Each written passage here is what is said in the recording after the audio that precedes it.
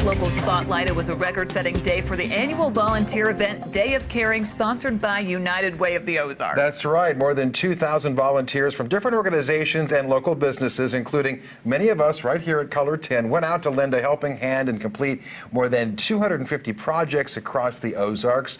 OCAC was one of the organizations that benefited from today's work. Workers resurfaced slides, helped trim trees, and painted classroom walls. That's what we did.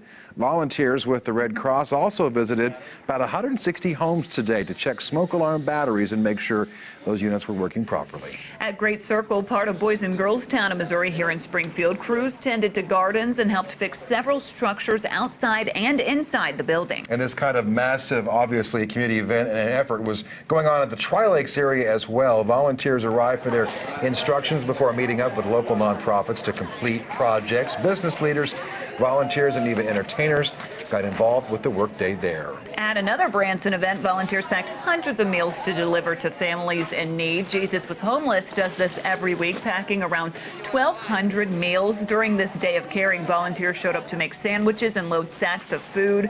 The nonprofit says 99.8% of its efforts are volunteer-driven, and it could not assist so many families without help from the United Way. It says when volunteers spend time with them, they are often surprised at the need for food in Branson. And the whole theme of today is about living united. Yes. And we actually teamed up with the anchors and reporters at the other TV stations here in town to prove that we can all live united, obviously. Had a great time out there volunteering. Really fun seeing them. Certainly, yeah, and had a great time seeing all of you out there as well today. And there will be a live Live United special on the community effort to support United Way of the Ozarks. That will be on September 4th at 7 p.m. on KOLR10. But as the writer, my job is to try to get to as close to the truth as I can. Comic books are getting political here in Springfield. A local writer is making waves across the country now for his graphic novels. We'll tell you more next.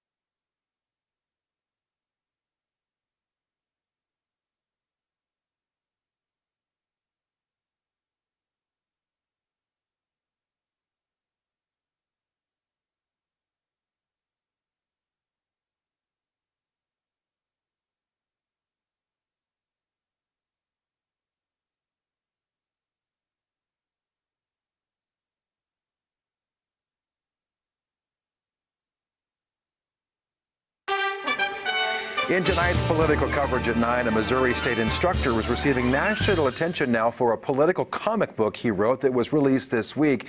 The graphic biography profiles Jeb Bush, a contender for the Republican Party's 2016 presidential nomination. Michael Fritzl is the director of Missouri State's Writing Center. The Jeb Bush Project follows books he's written about Hillary Clinton and Rand Paul, and he says each book takes 3 to 4 months to complete, and he will spend up to a month researching the character. In his upcoming project, he plans to zero in on how the Bush legacy is shaping Jeb's campaign, and includes moments like a famous 2013 TV interview in which former First Lady Barbara Bush was quoted as saying, "We've already had enough Bushes in the White House." Fritzl says the books are not intended to be a parody, but to take an educational, nonpartisan approach. But as the writer, my job is to try to get to as close to the truth as I can. Fritzl's comics are published by a company called Stormfront Media and can be purchased on the website comicfleamarket.com. They can also be downloaded on several platforms like iTunes and Kindle. Some of the best Little League teams in the country are in Branson this weekend. 5 national champions from different leagues are competing in the Youth Baseball Network National Championship.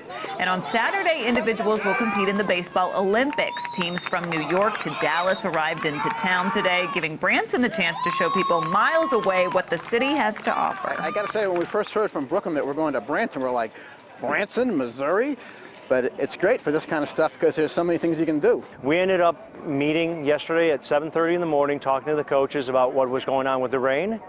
And then by around 9 a.m., we started to hear around the hotel people talking about going to the zip lines, going to go-kart. Ballparks of America, which organized the event, also gave local sponsors a look at progress on the future 5 stadiums to be built in Branson. The stadiums will be replicas of some of the most famous venues in the country and will be the host sites for these same events next year. We're going to get a final check on the Friday forecast with Jamie after this.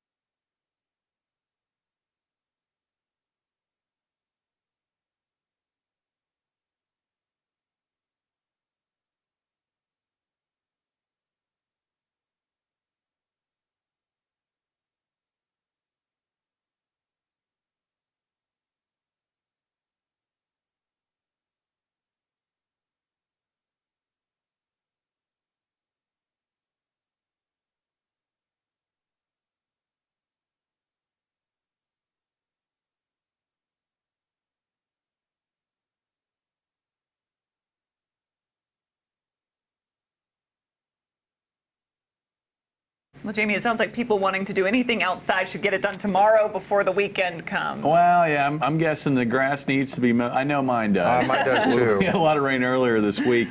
Tomorrow's going to be a good day to do that. It will be dry. The dew should dry fairly quickly given the low humidity.